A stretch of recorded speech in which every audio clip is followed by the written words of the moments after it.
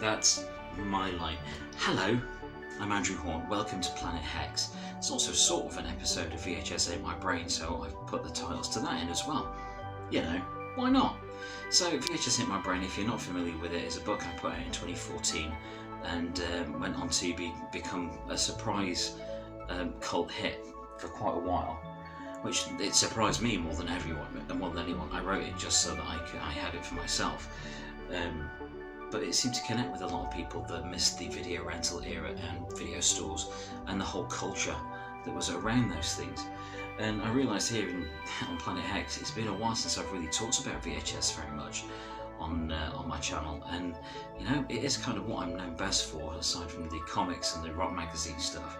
So I figured I should come in and talk about some of the most important tapes to me.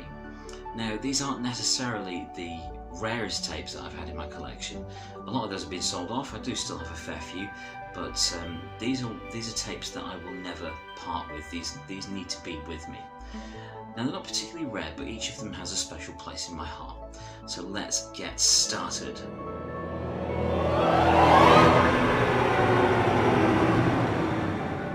So They Live. It's much more than just a catchphrase about bubblegum and kicking ass, but you know, that is a great catchphrase. If you're going to have a catchphrase, have one that good. So yes, this is a mainstay of the video rental era and the video store era. It was always there. I rented it a few times when I was in my old Horn Metro Video back in Mayling Bridge in Sheffield, and I loved it. It's great, you know, it's got the elements of sci-fi and action and horror. It's got the creepy ass makeup on the aliens. I mean, it is just one of the best makeups ever put into a movie. And of course, directed by John Carpenter of Halloween fame, and I don't think it gets enough love. It says a lot about society. A lot of the things that it talks about with the obey and consume signs and everything like that still kind of has an effect here and now, well, even more so now, with targeted advertising and things like that. You know, it's conspiracy theories wet dream they live, but you know, it's also a damn fun movie. Got the John Carpenter feel all over it, but it also has that added action element thanks to Mr. Roddy Piper. Great movie.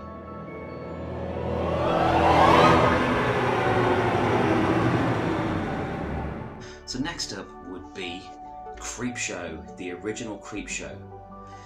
Now this was released in 1982. It's written by Stephen King, directed by George Romero.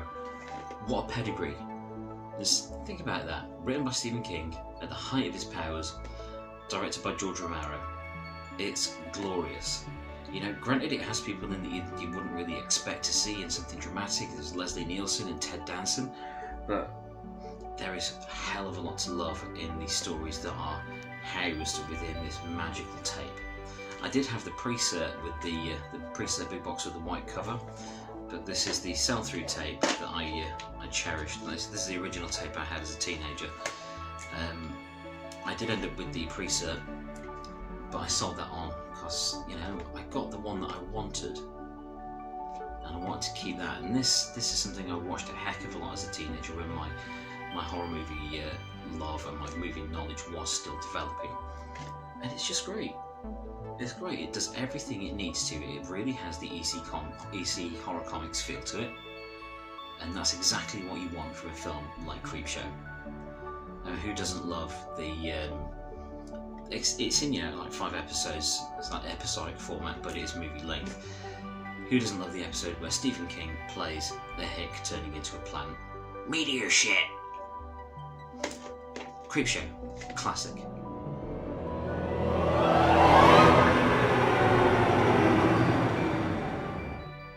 Welcome to Arcade. Kiss reality goodbye. So Arcade, I talk about this film a lot. I love this film dearly. Mainly because I was, and still am, obsessed with full moon features. I still want to write for full moon features. Don't forget that, Mr. Band. We'll meet one day. That sounds like a threat. Sorry. So directed by Albert Pune, executive produced by Charles Band himself, the screenplay by David S. Goyer, no less.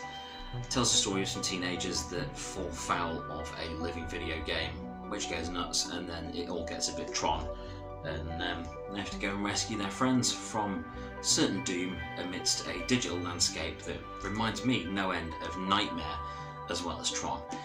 It's cheesy, it's cheap, but it's got, it has a really cool cast in it. It's got John Delancey, Megan Ward, and Seth Green. There's all kinds of people pop up in this. It's awesome. Give it a chance. There is an interesting story behind Arcade, as there are two versions of it. The effects had to be totally redone. I'm never sure which of the two stories about it were true, whether it was Disney were cross at it looking like Tron, or it just wasn't up to scratch. Either way, it's an interesting story. So yeah, Arcade. This stays with me always.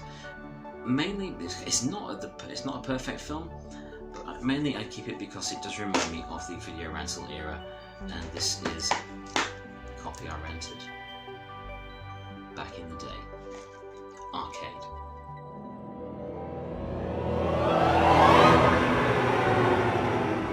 Generation X.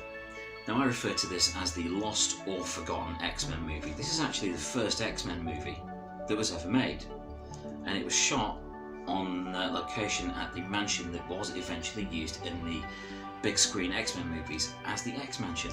How cool is that? So this was a TV movie stroke backdoor pilot for an intended Generation X TV show that never materialised, based on the Marvel Comics of the same title. It doesn't feature all of the Generation X characters. I was a huge fan of the Generation X comic books. I'm a huge X-Men fan, huge Marvel fan, and 90s Marvel, that was everything to me, even with all the incentive covers and the trading cards and the die-cut covers and things like that. I was a total Marvel fanboy throughout all that. And yes, the Generation X movie came out in 1996, I believe, back end of 1996, and it's just 90 minutes of entertainment. It's got Matt Frewer as the bad guy, and it has Finola Hughes as Emma Frost, the White Queen, and it has a lot going for it. There is a few things they did get very wrong in terms of casting, such as this is the live-action debut of Jubilee, my favourite X-Men character, and indeed pretty much my favourite Marvel character by far. But that's a story for another video. I need to do some Jubilee appreciation, I think. But Jubilee is supposed to be Chinese. She's supposed to be East Asian. In this, she's white. She's played by Heather McComb, and Heather puts in a really good performance as Jubilee, captures the character well, but it didn't feel quite right. I'm not sure if it was a case of whitewashing. I don't believe so. I think it was a case of limitation of time and budget. I don't know why would the budget matter? What am I talking about? Nonsense. I'm sure they could have cast someone that was Chinese in this as Jubilee. It would have just made it close to the comics and been a lot more appropriate. Granted, Mondo was supposed to be played by a Samoan dude, but I believe that fell through at the last minute, so Mondo was recast as well. There are characters in here that aren't even in Generation X comics, like Refrax and the version of Husk. Is it Husk? No, it's not Husk.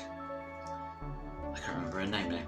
I do apologise, but there are a couple of characters that aren't in the comics at all, that aren't X-Men characters at all, and were just created for this. Something they did get right was Skin. Skin looked amazing. The character of Skin, he had like stretchy skin, and it's a weird superpower. But I think they made a pretty good attempt at bringing that to life in this. Granted, it was rudimentary TV level CG, but it worked.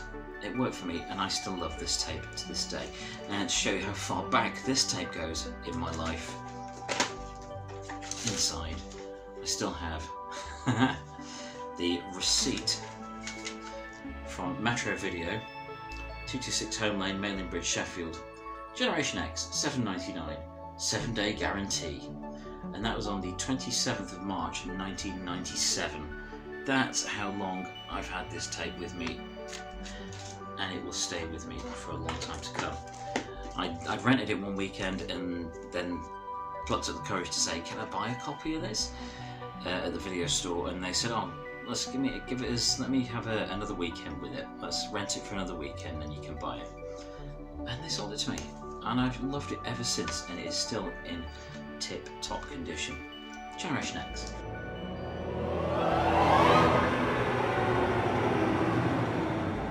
Return of the Living Dead Part 2. Yeah, I know it's not a perfect sequel. I know. It's a long way from the glorious heights of the first film, Linnea Quigley dancing on a tombstone. Who can forget that scene? And burns Tarman and so on. Tarman's not in this. This is a vastly less than superb sequel, but I love it dearly. And the reason I love it dearly is this tape I paid £1.99 for, £1.99 for, in about 1994, 93, 94, probably 93, from a dodgy VHS shop in a market in Sheffield, back in Castle Market in Sheffield when that existed. And I went there a lot because they didn't mind selling me 18 rated films when I was clearly not 18. So yeah, it was a shop full of ex-rental tapes for £2. It was brilliant. I remember the day I got this, I also bought China O'Brien, my first exposure to the wonderful Cynthia Rothrock. I should do something about Cynthia Rothrock too. But yeah, Return of the Living Dead 2, it's not brilliant, but I still love it. It's a lot of fun, but it's nowhere near as good as its predecessor. But just look at that cover art. The cover art rules. Just when you thought it was safe to be dead. A painting. Return of the Living Dead Part 2.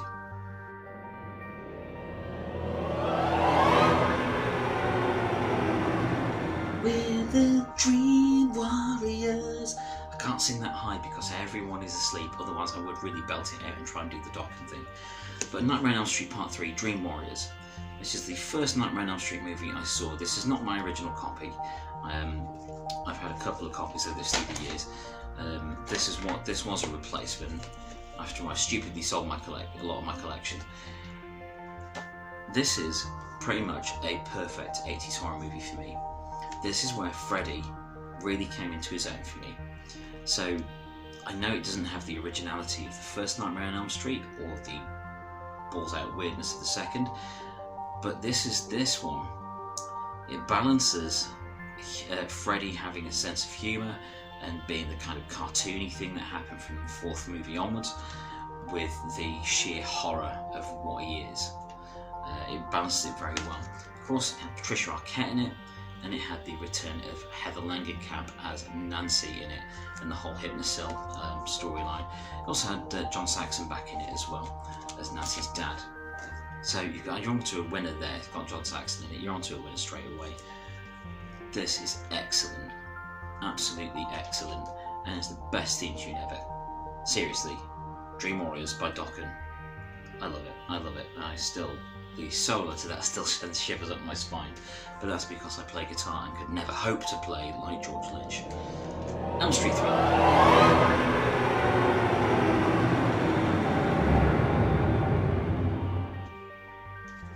Killer Clowns from Outer Space.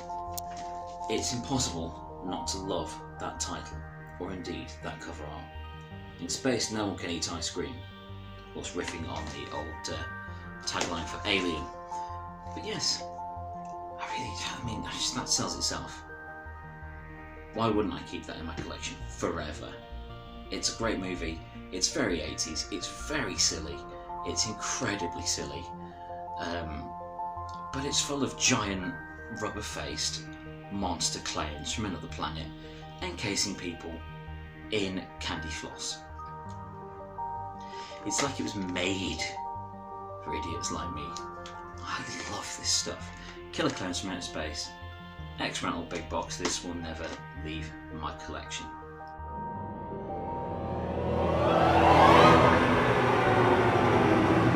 Which just leaves at the top of my list of tapes that will not leave my collection ever. Trick or Treat.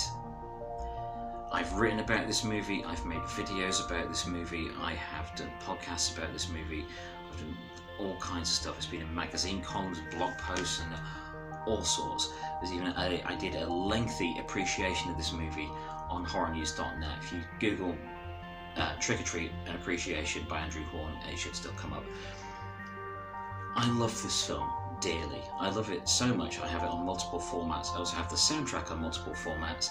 I have 2 of the original movie posters for it, and even a Sammy Kurt t-shirt. I can't get enough of this film, and it's a long way from perfect due to some meddling in the editing and it just not being quite what the original script was. But this Palace Premiere edition of Trick or Treat will stay with me for all time.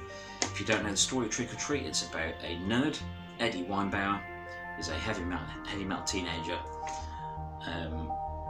He gets bullied, gets beaten up, gets made fun of all the time, winds up in league with Sammy Kerr, his dead rock icon, and by playing messages backwards on an album manages to resurrect him. Sammy Kerr comes back all burnt and slightly Freddy-ized with magic electricity powers, and of course all hell breaks loose, and culminating in a Carrie-style explosive massacre in a school dance hall. That's probably what appeals to me, really. I hated school. I hated all the bullies and would like to have seen Sammy Kerr destroy them all in big bolts of lightning. But yes, it also features cameos from Ozzy Osbourne and Gene Simmons. Ozzy as a preacher and Gene Simmons as a DJ. You know, Gene Simmons one, it's fine, you can see him playing the DJ, but Ozzy Osbourne as a preacher, when you understand what was going on at the time with like the PMRC and all the controversy about around rock and metal lyrics, there's a delicious irony to that. So yes, Trick or Treat, that will never ever leave my collection. So that is a bunch of tapes that I'm always going to keep. My collection has shrunk, the rare ones have largely gone. There are tapes that I really miss, that I really regret selling. 3 of which would be The Video Dead. Why did I sell my copy of The Video Dead? Neon Maniacs and Fright Night 2. I really miss having those tapes. I really miss the movies, and I really miss the cover art. Check out this cover art to those 3 movies.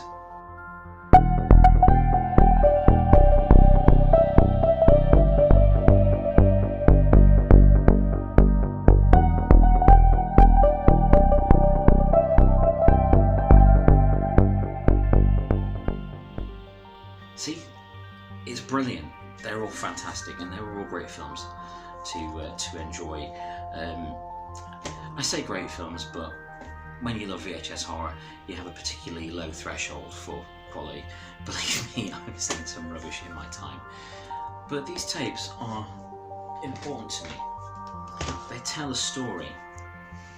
They tell a story of different parts of my life and different things that inspired me and, you know, became just hugely important pieces of the puzzle that is this weirdo here that you see before you. And I'm very grateful to them. See, I do believe it is possible to be grateful to an inanimate object, as I am with these tapes. But if you're a VHS fan, please do get in touch. Please leave us a message. Let me know you guys are still out there. It's been years since I found a tape in the wild. There just aren't any left in Nottingham from what I can see. All the places I would visit are gone. So it looks like it's like eBay or nowhere, and prices have gone crazy. But yes, enjoy what you enjoy. And don't do what I did and just sell off stuff. I know I needed the cash at the time, but I really regret losing particular copies of particular movies. Enjoy what you love. Anyone watch a movie? Do that last bit again, because that didn't quite go right. Anyone want to watch a movie? I'm going to end the episode there. Bye.